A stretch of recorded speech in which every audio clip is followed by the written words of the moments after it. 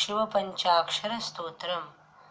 नागेन्द्रहाराय त्रिलोचनाय भस्माङ्गरागाय महेश्वराय नित्याय शुद्धाय दिगम्बराय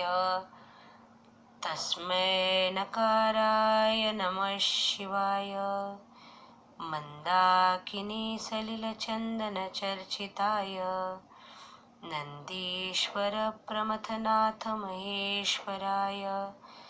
मन्दारपुष्पबहुपुष्पसुपूजिताय तस्मै मकाराय नमः शिवाय शिवाय गौरीवदनाब्जवृन्द सूर्याय दक्षाध्वरनाशकाय श्रीनीलकण्ठाय वृषध्वजाय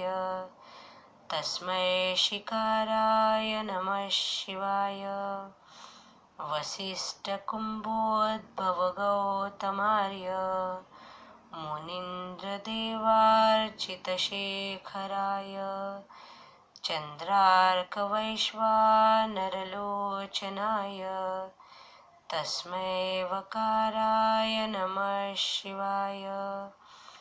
यक्षस्वरूपाय जटाधराय पिनाकहस्ताय सनातनाय दिव्याय देवाय दिगम्बराय तस्मै यकाराय नमः शिवाय तस्मै यकाराय नमः शिवाय नमः शिवाय।